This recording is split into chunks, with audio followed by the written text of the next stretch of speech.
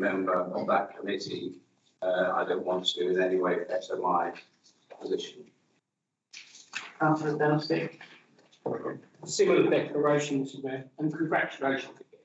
Thank you. Councillor Carver. And likewise, Mr. Mayor, and also congratulations. Councillor Morris. Congratulations and civil loss as well. Thank you.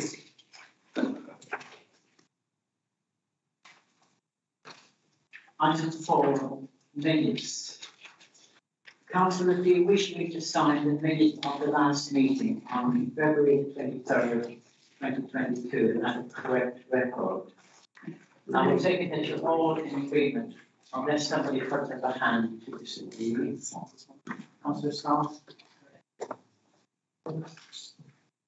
Thank you, Mr. Mayor, and congratulations. Please continue the very good work you're doing as Mayor. This is an odd item, juxtaposed amongst the ceremonials, this administrative piece. The minutes of the full council in February run to 15 pages, and the author has my sympathy.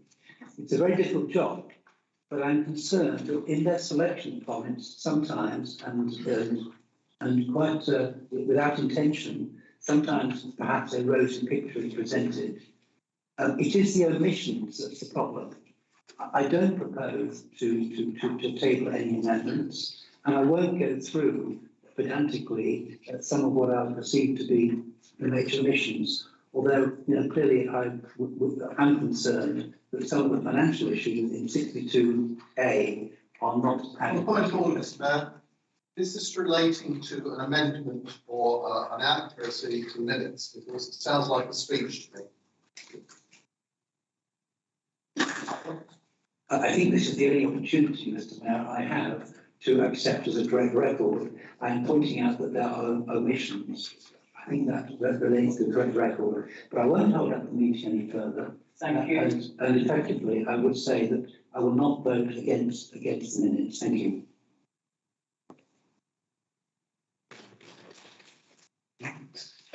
So I assume that the minutes have been approved. Great.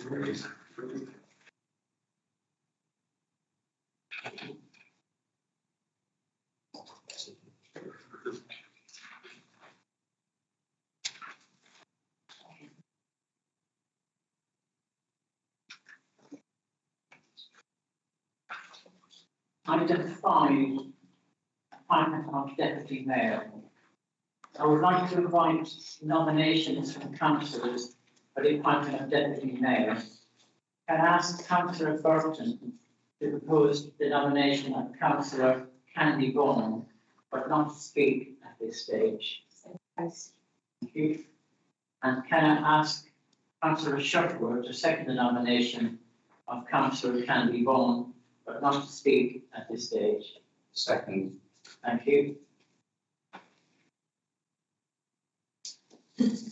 Councillor Burton, as proposer, would you like to come forward and make a speech for the nomination? Yes, Mayor.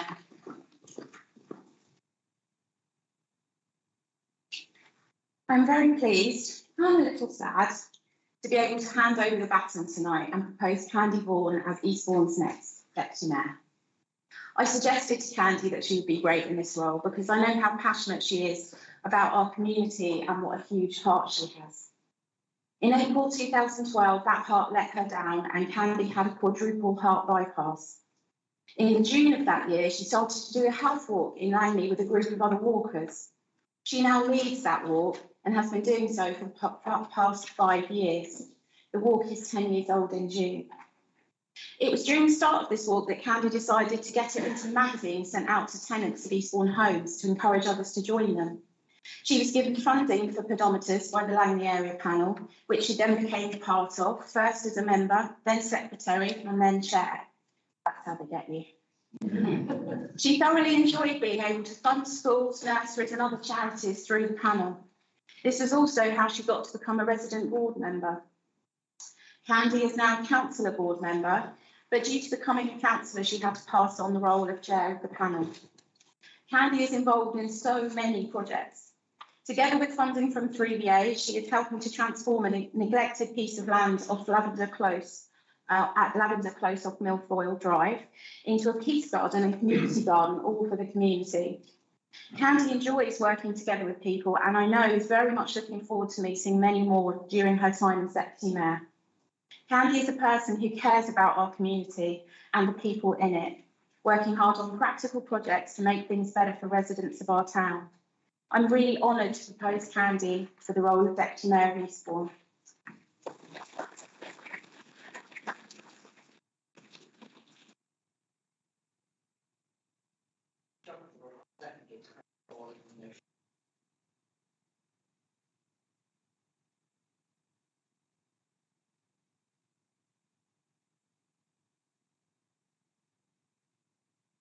Mayor, honorary aldermen, past mayors, councillors and honorary guests.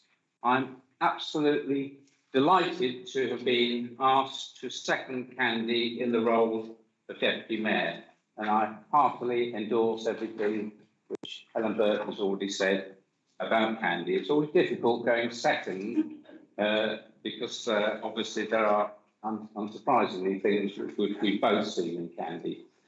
I first came across her with her work with the Langley Area Panel and her role on Eastbourne Homes, and it was very clear right from the outset just what a very diligent and conscientious person Candy is. And as I got to know her more, I realised just what a real grafter she is as well. She is very hard worker and someone who really gets stuck in. She's also a very caring person.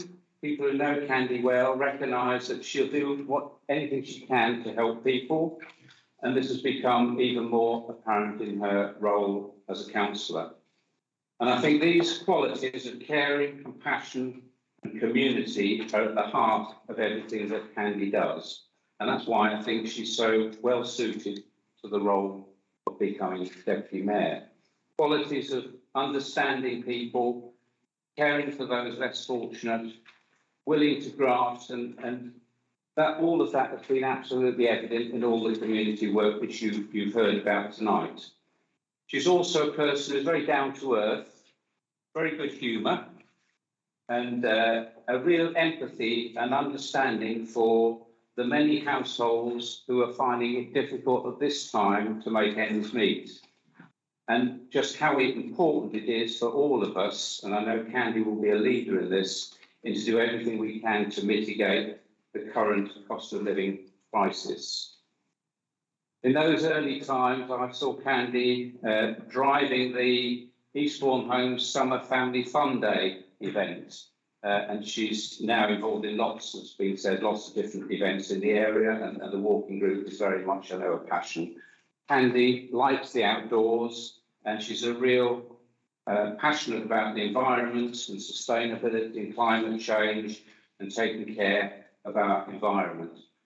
She's willing to get stuck in and dig the trees and put the trees out and to get stuck in with the community garden project that you've heard about. Candy comes from humble roots and has had more of her fair share of health problems, and yet she's given so much back. Candy, your family must be very proud of you, and so are we. So, one last thing I should mention, her generosity goes also to extending her volunteering to making cakes for fundraising, and I can say from plenty of experience, she makes the most delicious cakes. On that, I commend Candy to you as Deputy Mayor.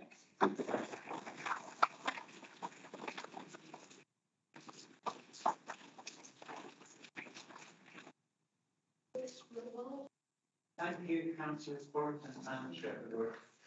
Do any other member wish to speak? I now have the appointment of Councillor Vaughan to be Deputy Mayor for the forthcoming year to a vote by show of hands. All in favour, please show. Seems that's unanimous.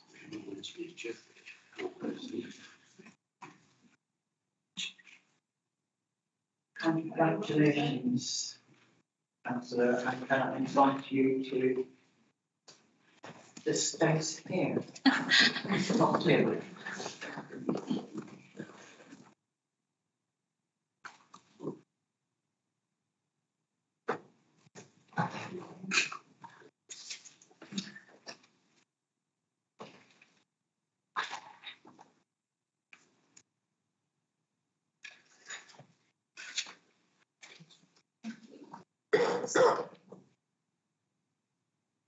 This is mine. Can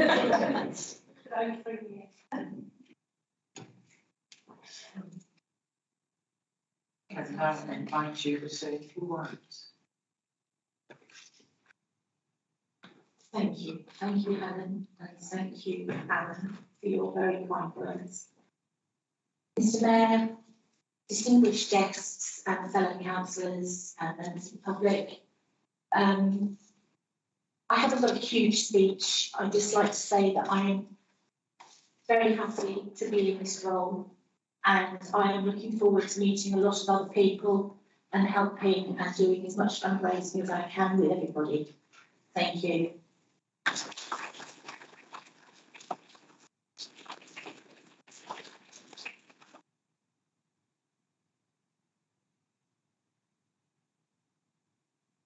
Item 6, Mr Chairman.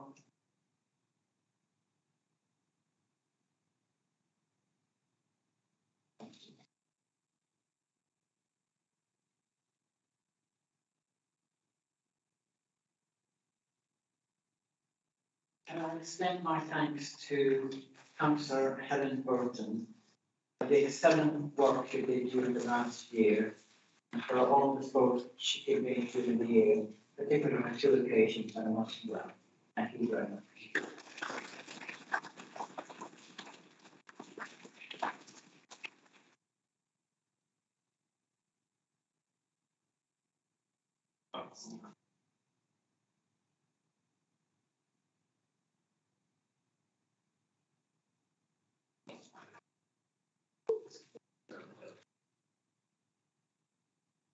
Item 6, investiture of mayor's conflict. I can confirm that Barbara Rotherham will act as the mayor's consort for the municipal year 2022-23. In addition, Mrs. Van Rotherham and Mrs. Jan Dobbins Rotherham, my daughters-in-law, will act as additional consorts to assist me as required.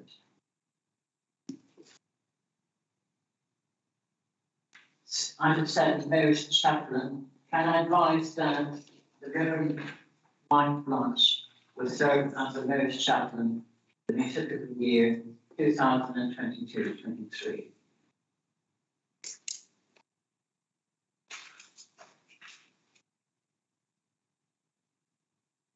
Item 8, Mayor's announcements.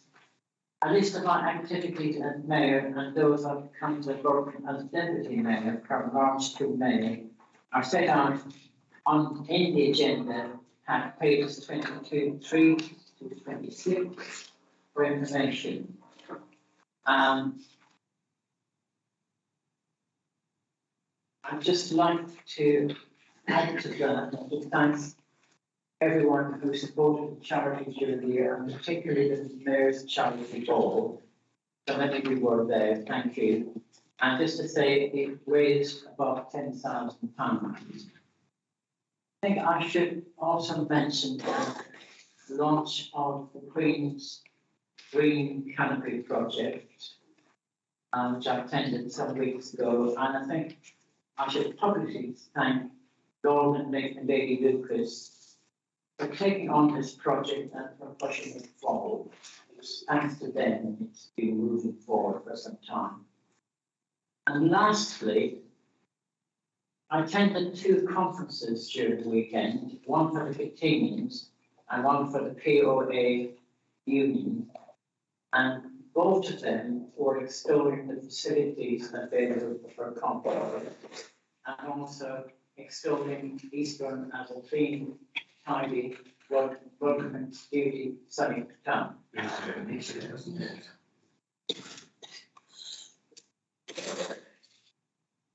Item 9, executive arrangements. Can I invite the leader of the council to announce any changes in respect to the name of those councillors serving on the cabinet and the councillor appointed as deputy leader of the council, and who's also deputy chairman of the cabinet, and the respective areas of responsibility for each member of the cabinet. And also advise on the terms of reference and constitution of the cabinet be set out in council, as set out in the council's constitution. And 3, that if any delegates or to individual cabinet members in respect of executive functions that are being made at this time. Mr. Mayor, Honorary Freeman, Honorary Alderman, past mayors, fellow councillors, and all the guests.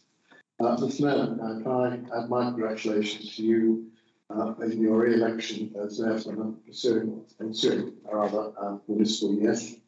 The past year has been anything other than a normal year. And I would like to offer my thanks to you and to the Deputy Mayor and your respective consorts for the work that you've done over the past 12 months. It's not been an easy time, and you have done it admirably, represented this town very well indeed. I'd like to offer my thanks also to our officers and fellow councillors across party for the work that they've done and the way that they've dealt with what has been a considerably difficult period as we come out of the COVID pandemic. With regards to the appointments to Cabinet and the duties of Cabinet, I'm not making any changes to this particular time. As you'll be aware, changes can come any time during the municipal year. But I'd like to just say a few words of thanks to the respective members and outline their responsibilities. My deputy will again be Stephen Holt. Stephen looked after our financial services during a particularly challenging time. The amount of money that we lost during the COVID lockdowns through income was considerable. It wasn't an easy task to bring in a balanced budget, but he did it. Not only did he do that, but he set out a path for restoring our finances and the balances in our reserves. And that plan is going very well. Stephen will be my deputy and will remain responsible for financial services. Margaret Bannister, who is Cabinet Member for Tourism and Leisure Services. Just before we went into the lockdown, we reopened the Congress Theatre. I don't know, it sounds odd. Sorry. We reopened the Congress Theatre. We had many bookings, both for theatre shows and for conferences. They had to be cancelled. There was considerable loss of income.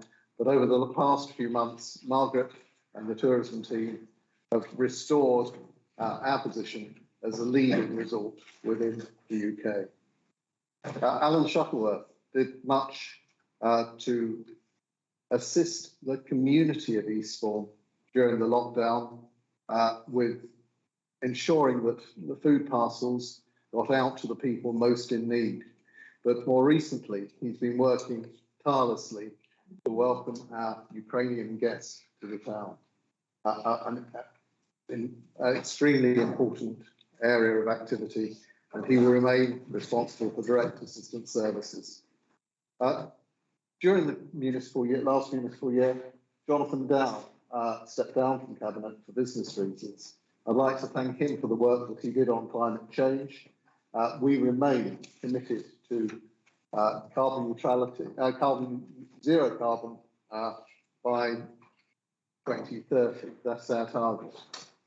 And Colin Swansborough took on that mantle in addition to the responsibilities that he already had to place services and special projects. I'd like to thank them both for the work they've done on there. The plans for carbon neutrality really are well underway. And Becky Whippy, who's sadly not been in the best of health of late, has acted tirelessly in her cabinet role for disabilities and community safety. She worked to ensure that we had an accessibility audit throughout the town for all of our own buildings. We're installing changing places facilities as a result of the work that she's done. And in the year ahead, she's working on a project for an accessible beach. These cabinet members have worked extremely well on behalf of Eastbourne Borough Council, and they have my thanks.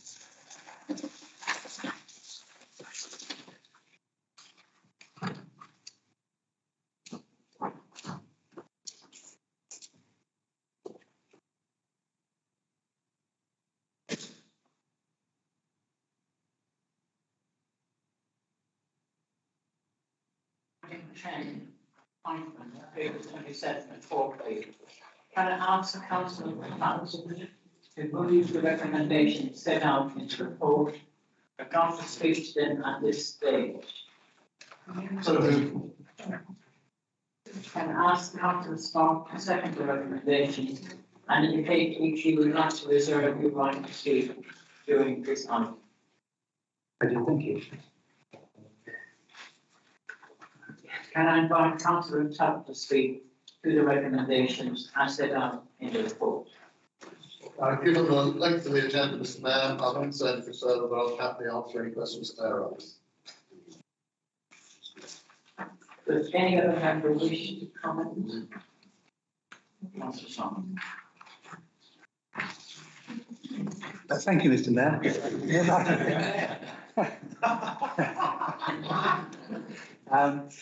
I just use this opportunity actually to thank my shadow cabinet.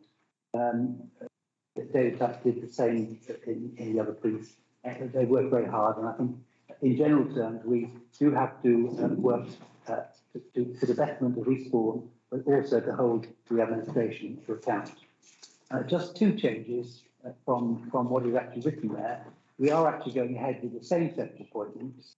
In fact, Councillor Shaw will be our shadow cabinet member for finance, and a gremlin crept in because I think Colin Murdoch will be on our grants task force. Thank you very much indeed. I second the motion. Thank you. I will now put the proposals in the report to the vote. All those in favour, please show. That's unanimous.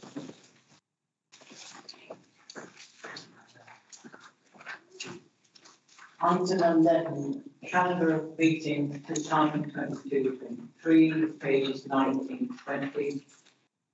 Can I invite once again Councillor Tuck to move that the following approved calendar of meeting for 2022-23. So moved. Councillor Smart, will you second? I will second, but I would like to reserve my position to speak. Does anybody, any other member wish to make a comment?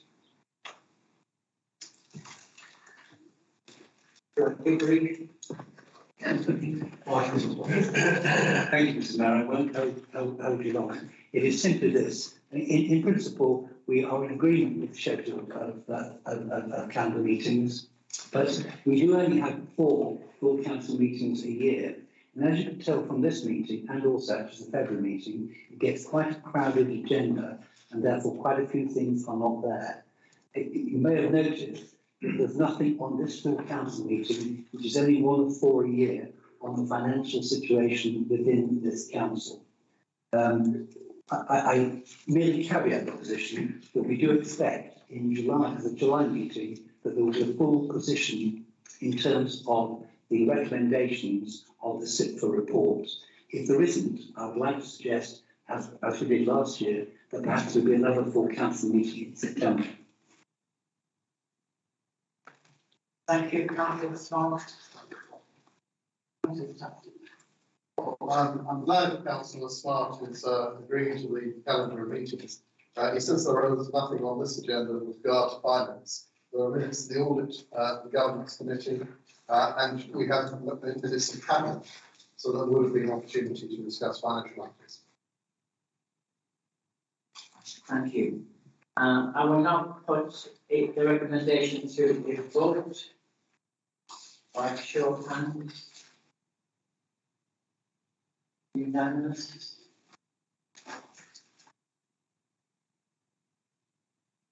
The meeting will now be adjourned for a short time to allow for the civic guests to leave the room if they wish to do so and proceed to the civic rent reception. The council will then resume and consider the remaining items of the full council agenda. I'd like everybody back here and hopefully in 5 minutes, but at the latest in 10 minutes. Thank you.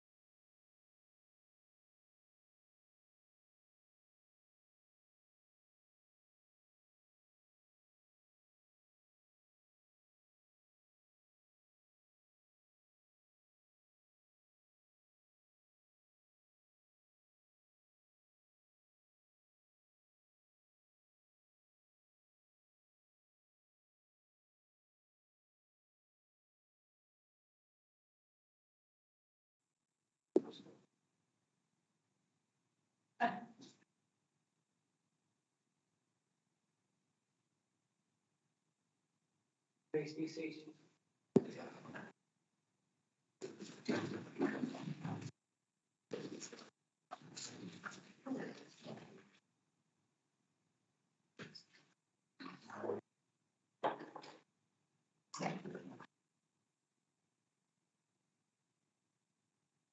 Thank you. We will now move on to business of the ordinary meeting of the full council. For those of you who are not present for the first part of the meeting, please can I ask you to note that this meeting is being webcast. Please be aware that background sound can potentially be picked up on the live stream. So please only speak when you are talking into the microphone. Thank you. No speech by member of council shall exceed 5 minutes. Members wishing to speak should raise a hand, and they will be invited to come and speak from the microphone in the front of the room. Can I also remind members that our civic guests are waiting for us at the civic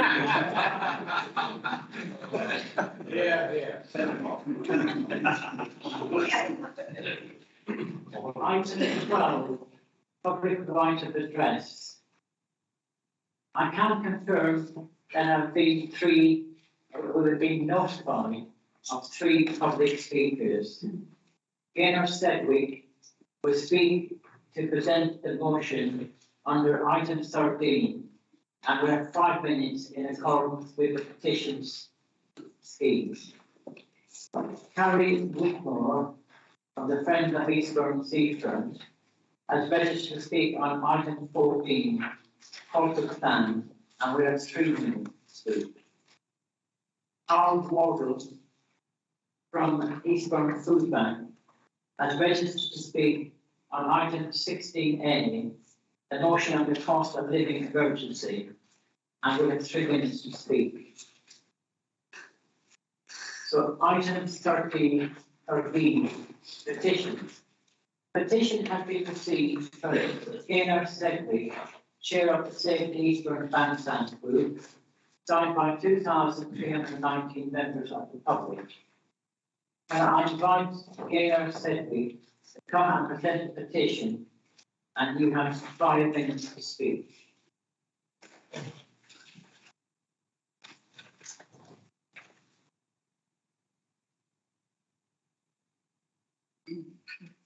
Thank you, Mr. Mayor.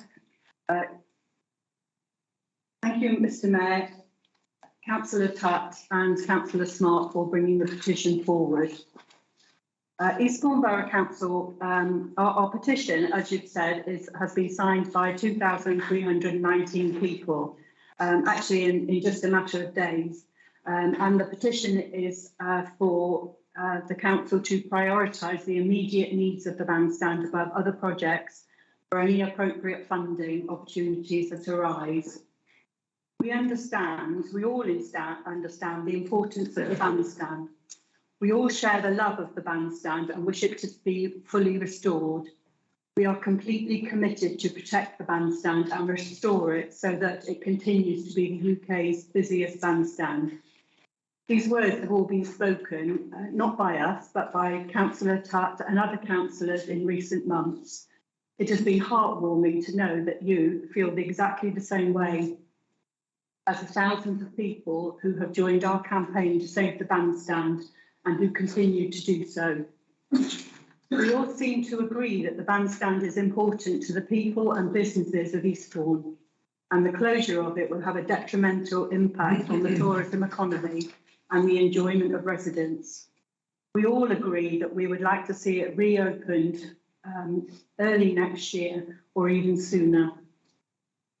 We know that the Grade 2 listed bandstand is of historic and national importance, Eastbourne Borough Council has a duty and responsibility to ensure its heritage assets are protected for generations to come. The Environment Agency, who we are liaising with and who spoke at our last public meeting, have made it clear that it's their job to build sea defences, to prioritise homes and to protect buildings and not to dismantle them or move them. We understand the financial position the council are in, and for now, you are unable to fund the restoration of the bandstand through the capital programme. And so for now, the way forward seems to be through grant funding. We were pleased to share our vision for the bandstand and the seafront recently for the LAF2 bid, and to be working positively with senior officers and councillors, and we thank them for their hard work. We hope the LAF2 will be another successful bid for the town. However, for various reasons, the chances are probably very slim. That is why we are requesting that the council continue to seek out funding opportunities that are heavily weighed towards heritage and culture, such as the Heritage Lottery funding.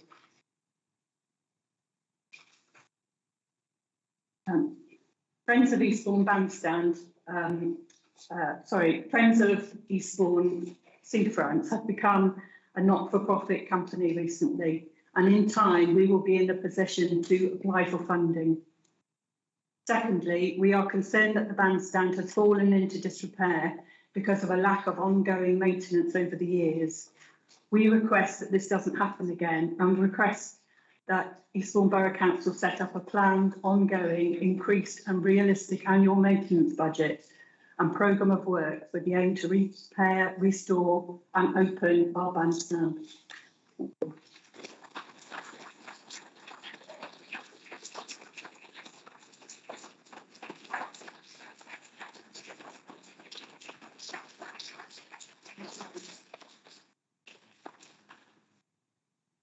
Petition scheme allows for 50 minutes of discussion on the petition. Before we move to a discussion, can I ask Joanne Stone, our solicitor, to advise on the options available to the council when considering the petition? Thank you, Mr. Mayor. The council's petition scheme provides that the council can decide how to respond to the petition in the following ways. It can decide to take the action the petition requests. It can decide not to take the action requested for the reasons put forward during the debate, or it can decide to commission further investigation into the matter, for example, by a relevant committee. And due to the nature of this particular ask tonight, the decision to take the action in the request cannot lawfully be made tonight because it relates to a budgetary decision recently made by council, and because it has both financial and legal implications, particularly in relation to part 2 of the petition, and it cannot be decided outside the normal budgetary setting process. However, the council therefore can decide either not to take the decision requested, giving reasons for doing so, or it can commission further investigation into it.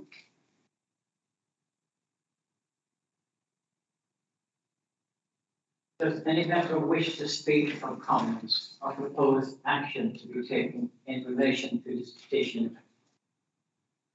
See, Councillor Holt.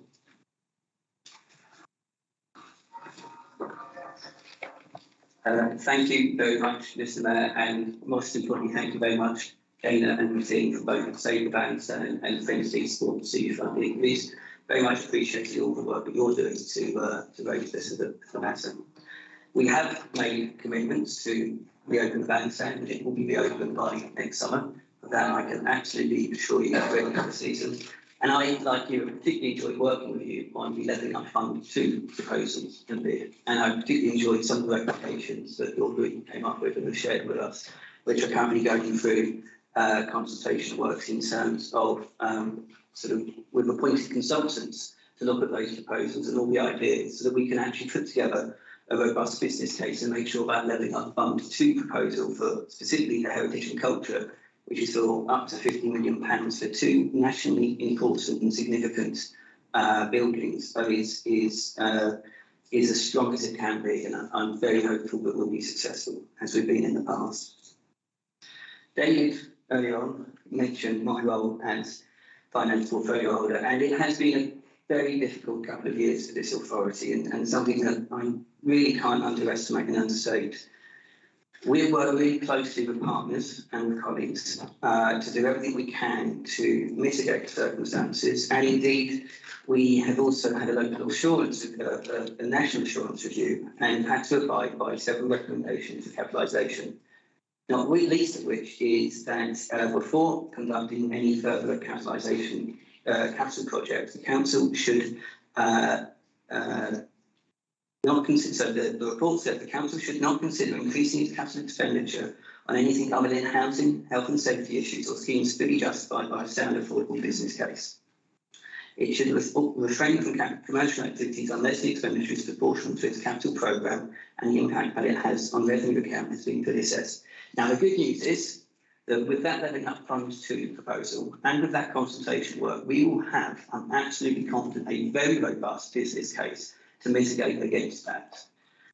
But any borrowing comes at a cost to this authority, and it's something that we all have to bear in mind, because any borrowing means that we effectively have to find that money from somewhere else. So in terms of the revenue cost of borrowing, for every £1 million over 25 years, there's approximately £75,000 per annum for this authority.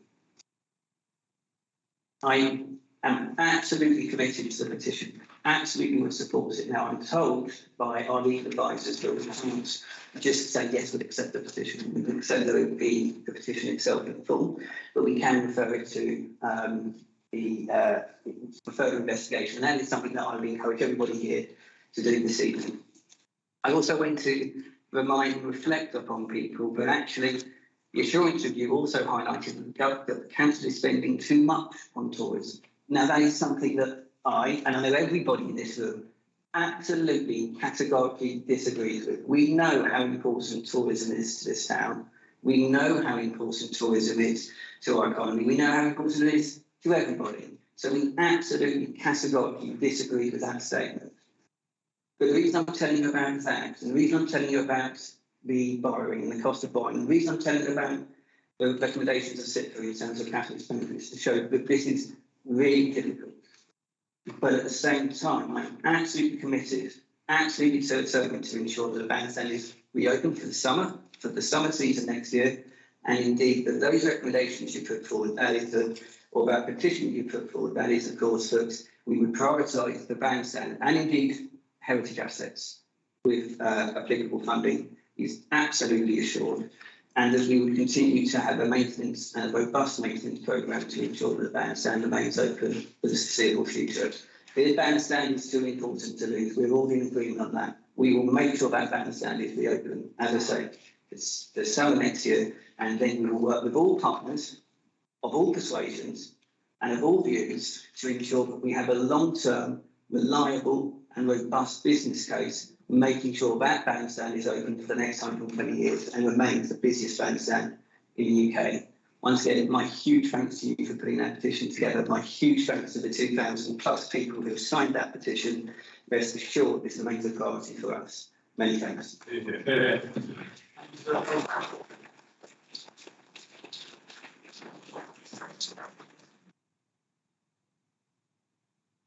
Thank you, Mr. Mayor.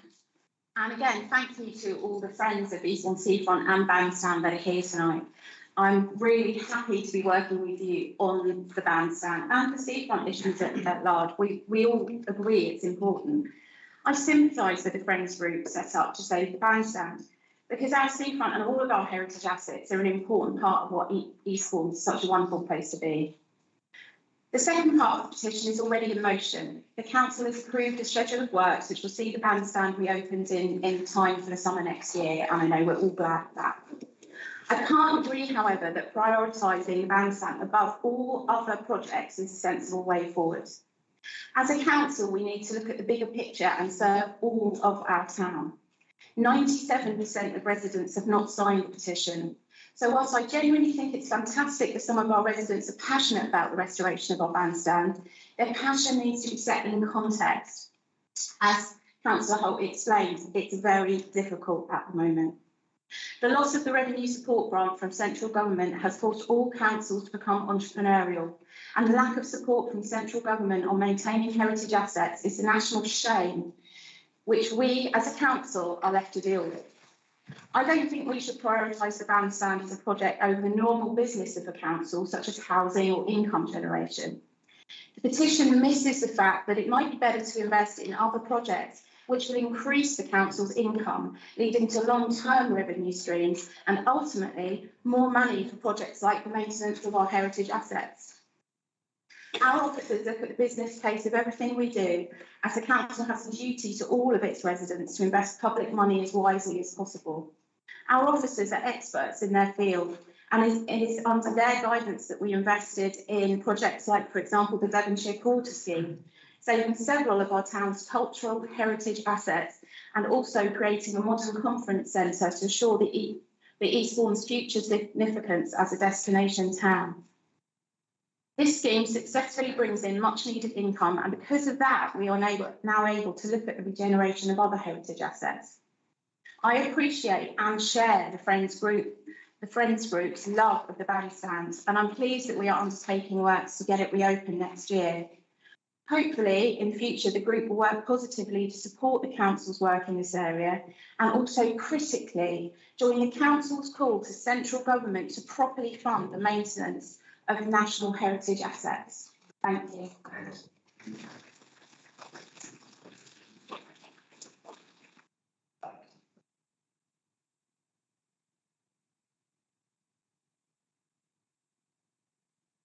Thank you, Mr. Mayor. I'd like to add my thanks to petitioners and those who signed the petition about bandstand. It is a very important asset for the town. I've lived here virtually all of my life. Tourism is the lifeblood of Eastbourne.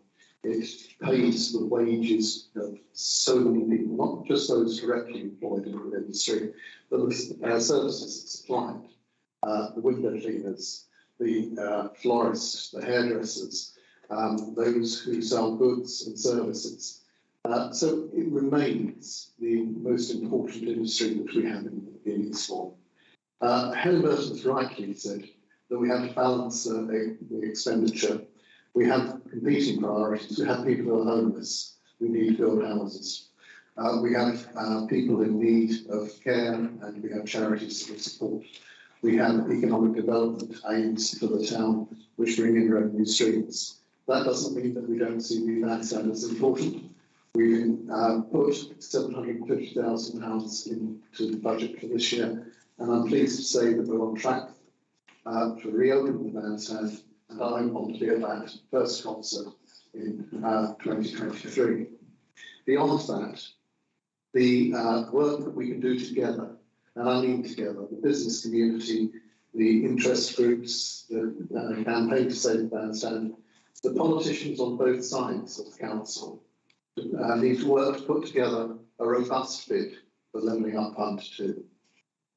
We are, in that aim in mind, we've appointed ICNI Projects working with Ethnic Consulting to support that bid. They're experts in that field, and with their help, I hope that we will have a successful bid and get the money that we need, not just to restore the bandstand, but to restore many heritage assets that Eastbourne enjoys.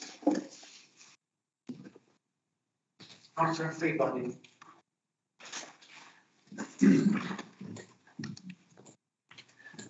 Thank you very much, Mr. Mayor, and may I congratulate you on your re-election of Mayor, and to the Deputy Mayor as well. Congratulations to you. Yeah, I'll be brief. I'm getting a bit fed up with this. Councillor Burton, you said this is a national disgrace around heritage assets. This is a local disgrace, okay? You guys have been in power since 2007. You've let the bandstand and the seafront fall into a state of disrepair. We've got a motion later about cost of living crisis and the impacts on families and welfare and jobs. Well, this town relies on tourism. If our seafront, if the jewel in our crown is left to rot and ruin, we won't have any tourism. People won't want to come to Eastbourne. Eastbourne sets us apart. We're set apart from Hastings. We're set apart from Bexhill and Brighton. We're unique. We've got a fantastic seafront, but it needs looking after, and it's not being looked after. And it's still failing to be looked after. I think that money needs to be spent now. You know, if the seafront carries on going into this state of ruin that it is, and I love talking up this town, but my word, it needs a cash injection. Excuse me, councillor, for shut word. But I'm being realistic, okay? Haven't got my head in the sand. You need to be realistic. You need to spend money on our heritage assets, which you failed to do. And if we don't have tourism in this town, the impacts will be on our local residents. It will be on our local economy, the people that rely on jobs. So it has a huge impact. With Councillor Tuck, we would support any bid that comes in to get our bandstand and our seafront up to the splendour that it richly deserves, so that people from all over the country and from abroad can come and celebrate and spend time in our wonderful town and see it as it really should be, because it isn't there at the moment. Thank you very much. Right.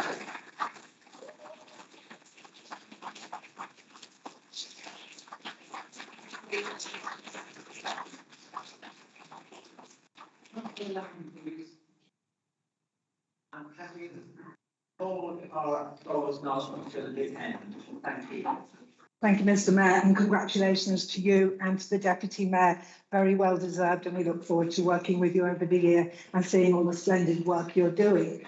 I want to come to the point we're discussing about the petition, which was very well supported by 2,300 local people, so it's of grave concern.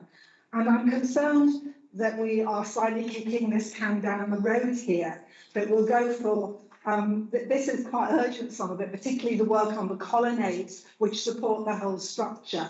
I know money is going to be spent over the next year to support the upper parts so that visitors can still use it. But the colonnades seem to me a crucial part, and that's going to cost a lot more than £750,000. So I'm proposing that some of the £40 million assets that we have in the town be sold to pay for the rejuvenation and regeneration of the seafronts. It's no good saying we're going to bid for Lough 2, which is highly unlikely that we'll ever get, even though it would be wonderful if we did, and I would support it totally. But it's highly unlikely. Therefore, we need to put in place something practical and work quickly on this, because these assets don't last forever and it is time limited.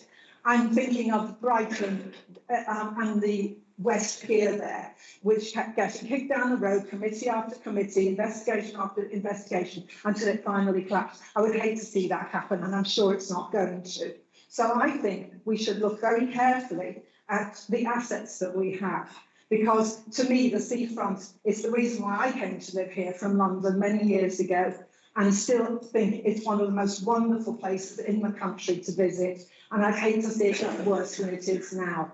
So I'm suggesting that the support that we have to give for our statutory responsibilities and helping other people in our town and all the other things we have to do are not exclusive. We can still sell some of our assets to actually invest in our most important asset, which is our wonderful seafronts. And I would hope that the council would look at that option instead of waiting and waiting and seeing further deterioration. Thank you, Mr. Mayor.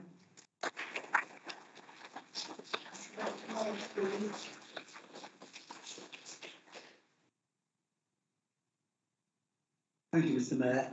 I think most of my words have been spoken very eloquently by Tony and by Jane. I would just like to actually add to that we are working very constructively on Lough 2.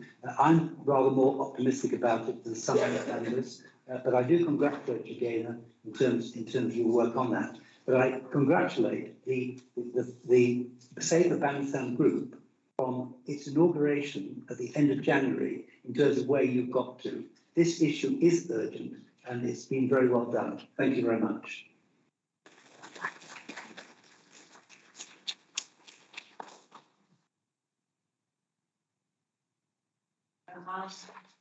Does any member wish to comment or to propose action to be taken in relation to this petition?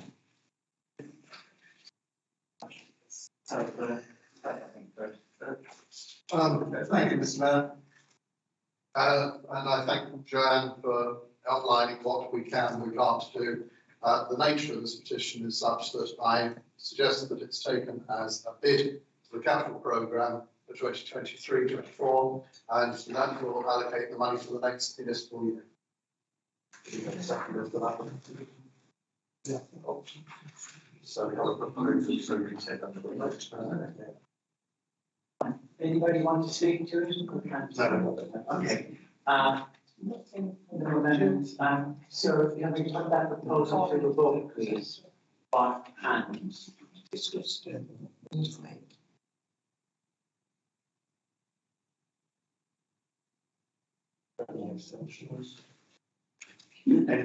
against? Yes. Any abstentions? That's carried. The motion is carried.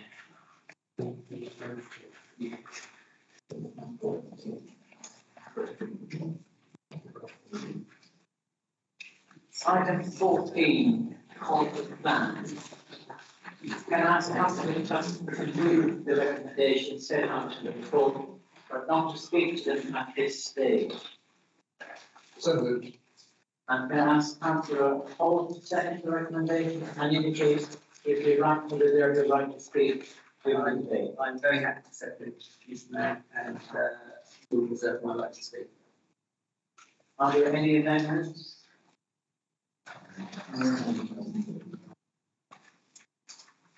Can I invite the public speaker to come forward and speak to this item? Any quick thoughts on a friend of Eastbourne Seafront who has 3 minutes?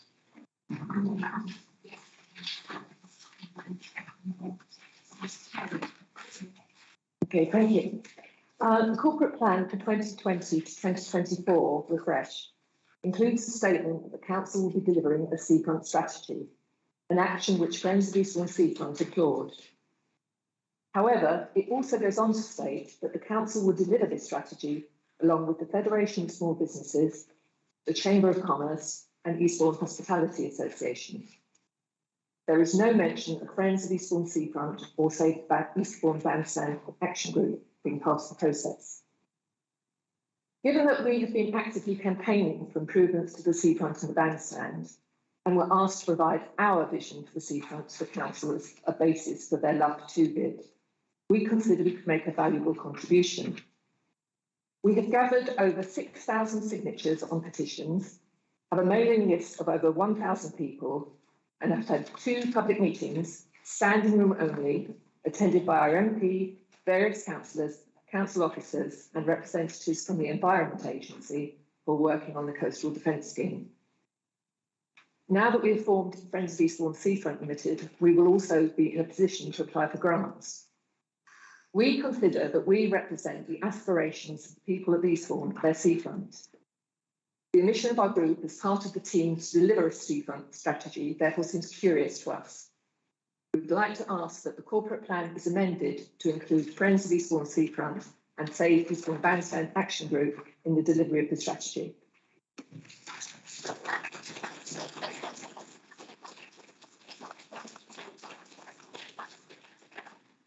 Councillor Tuck, do you wish to speak? Please, sorry.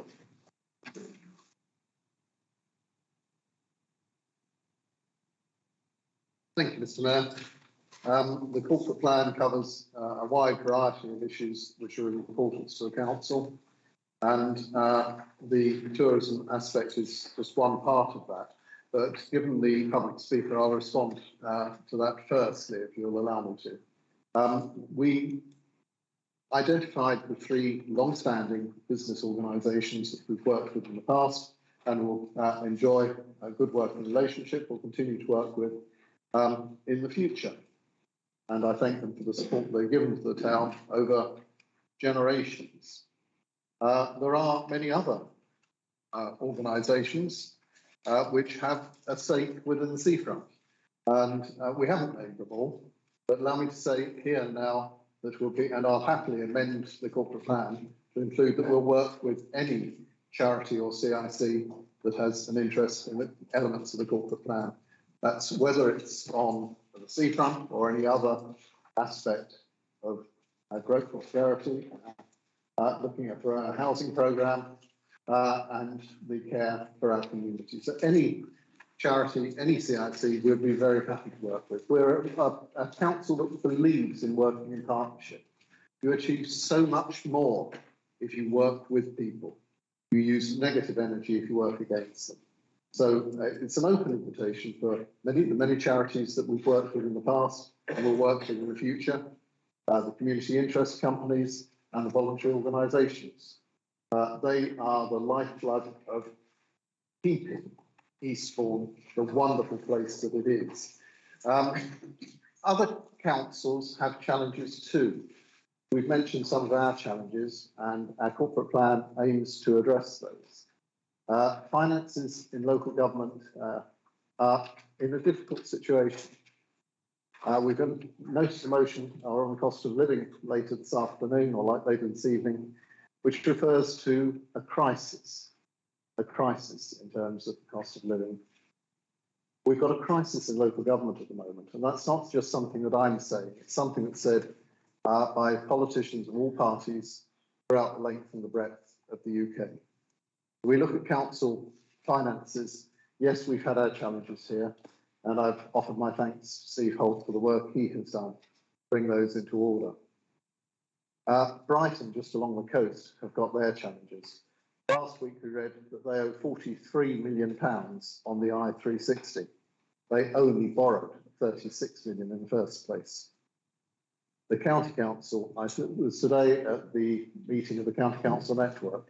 Councillor Keith Glazier, who is the leader, the Conservative leader of East Sussex County Council, asked how we can lobby more effectively in the light of the fact that the government haven't delivered on their promise for a fair funding formula for local government.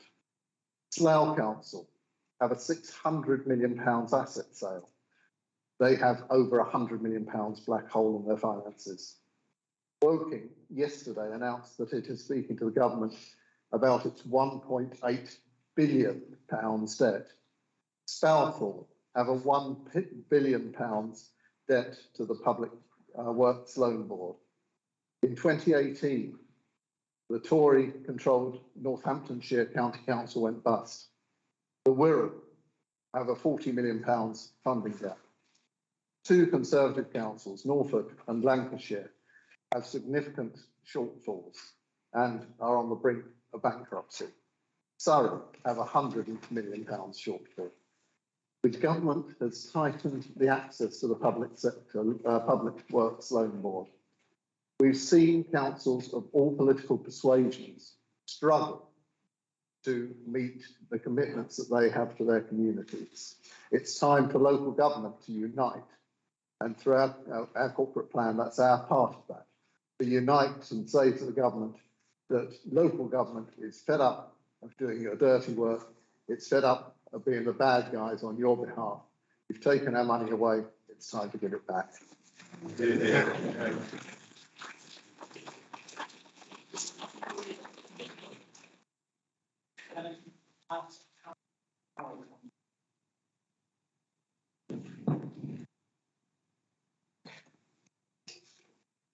Thank you, Mr. Mayor.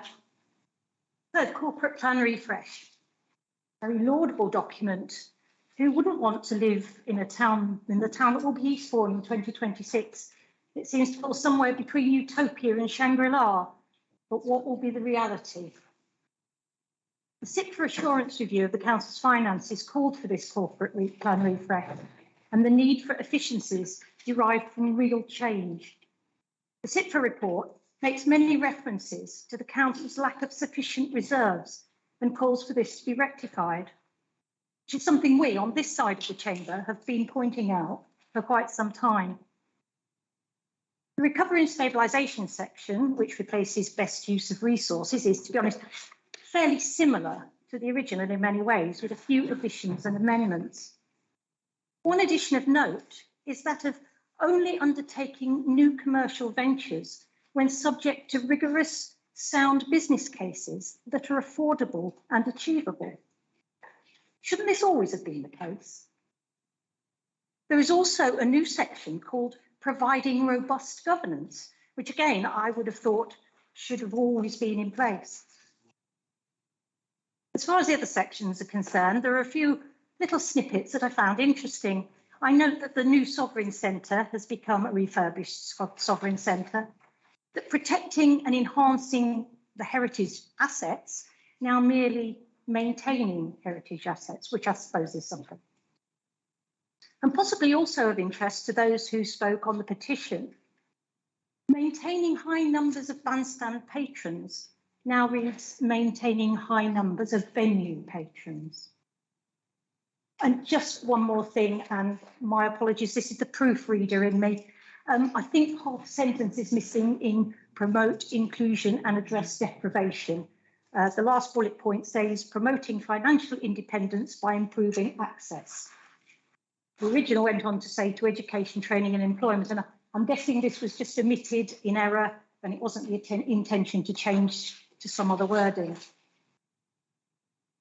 The aims of the corporate plan have merit and should be a blueprint for what we are trying to achieve for our town. But I think the optimum word is trying. And yes, I know that unless you aim high, you will achieve nothing. But will this council achieve this high standard? Will the plan be delivered? I hope so, for the sake of the town and for the sake of the residents of Eastbourne. But given past performance, I'm not so sure. One thing I am sure of, though, is that we will watch with interest and hold this administration to account. Thank you, Mr. Mayor.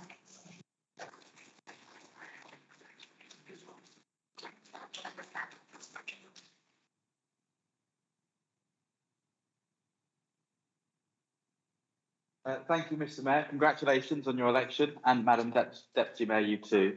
I want to keep my remarks quick and just commend Gaynor and Kerry for your work with Save Eastbourne Bandstand and Friend of Eastbourne Seafront for the innovation, the accountability that you have brought.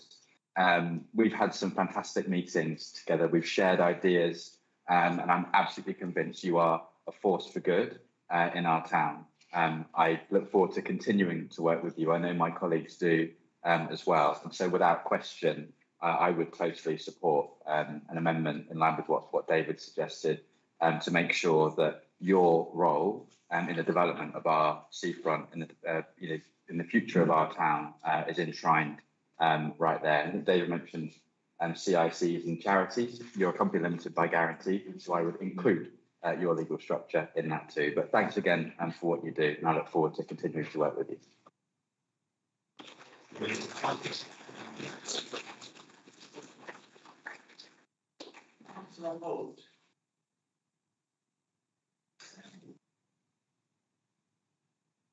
Thank you, Mr. Mayor, and apologies to your civic guests who are probably getting well and truly sloshed right now. So my apologies to them, and my apologies also to you, Deputy Mayor, for not congratulating you on your election as well. So congratulations. Please don't put anything bad in that cake that you're going to bake for me. So, Mr. Mayor, I just wanted to really respond to Councillor Picard because, as always, we're watching. We've never got a new idea. We've never got a good idea. We've never got something we're going to do that's constructive to suggest what we're going to do differently. It's always, we're watching. So in terms of robust business cases, yep, it was always there, but this just reaffirms it. It's now enshrined in part of the corporate plan. In terms of good governance, yep, was always there. Again, just enshrines it in terms of the corporate plan. And both Councillor Lamb at the earlier motion, which I will vote petition, which I was going to speak about, and indeed Councillor Freebody later on in the amended motion he proposes, is with regards to this idea that we've got £40 million worth of assets, £40 million worth of assets that we can sell and utilise that money to put towards either bandstand redevelopment or an emergency fund, both very laudable, good objectives, something that theoretically speaking, and indeed in practice, certainly and ideologically, I would object to either. Slight challenge is, which of those assets, and I asked this to the group opposite, which of those assets would they wish to sell? Which one of them would they like to sell to fund this? Because that's what we have to look at. That's the grown-up politics that we have to look at. Bear in mind that the majority of that 40 million is actually on the downland farms. So If you want to sell those, say it now, because that's how you're going to fund it. But if you don't, please, as part of the capital programme, as part of the budget, as part of this rolling scrutiny, as part of your rolling audit and governance, give us those ideas, give us those suggestions. We're always very happy to listen. And until you do, we'll keep governing, we'll keep putting this authority onto the right path of recovery, as we've done for the last 3 years and beyond. Thank you very much.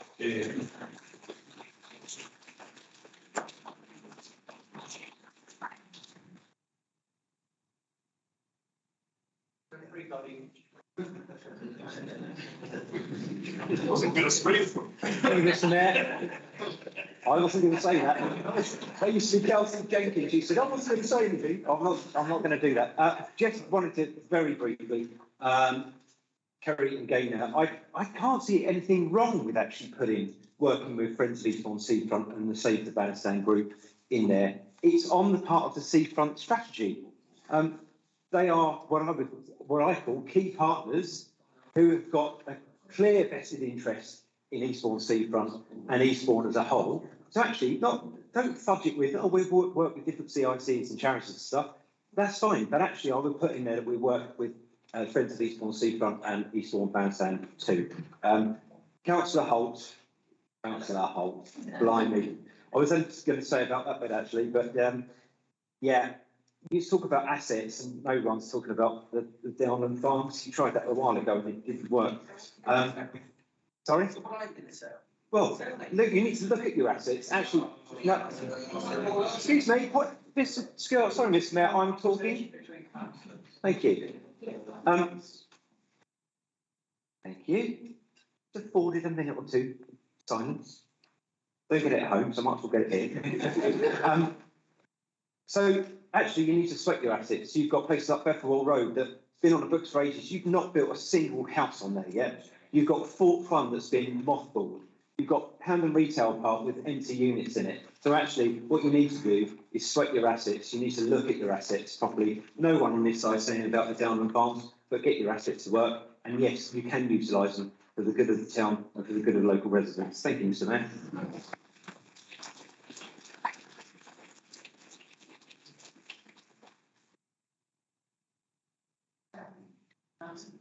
Councillor Tutt, if he wishes to sum up before we go to vote.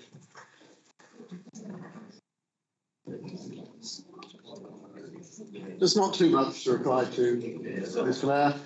Councillor Freeman is probably the one that I need to reply to on two things. He said, why don't you name a particular organisation? Well, the reason I said all CICs and charities was quite simple. I was just sitting there thinking of the ones that will then complain if I don't name them.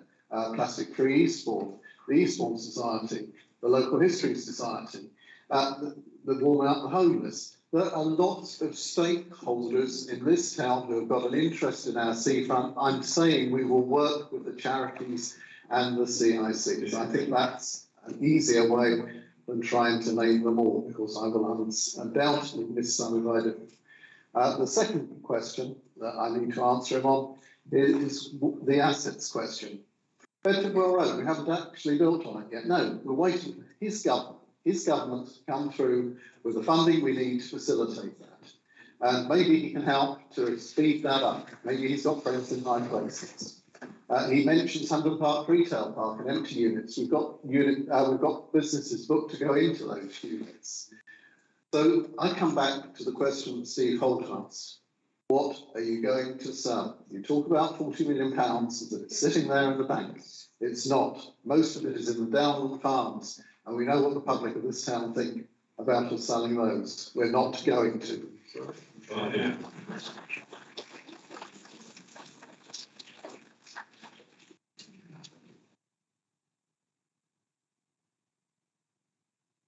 I will now put the proposals in the report, subject to the amendment by all those in favour, please show.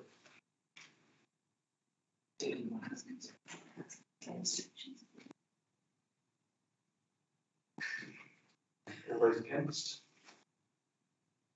Any abstentions?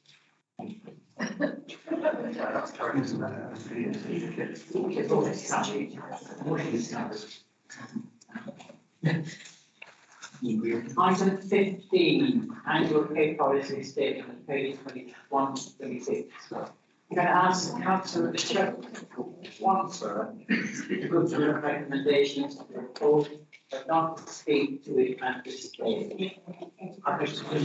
Thank you. And can I ask Councillor Clerk the second recommendation indicate if you would like to reserve the right to speak? Right. Statement, thank you. Are there amendments?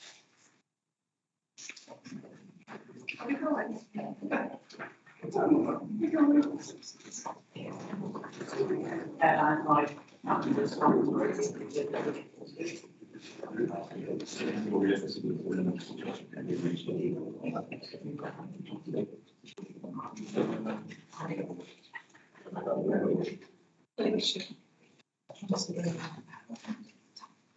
I'm happy to go today in different position.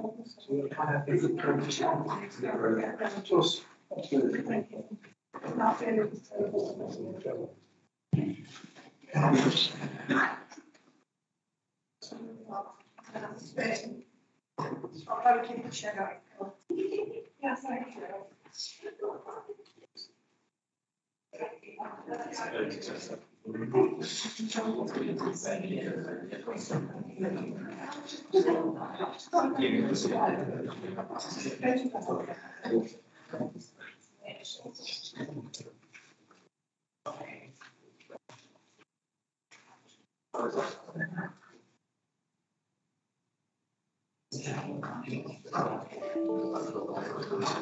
Councillor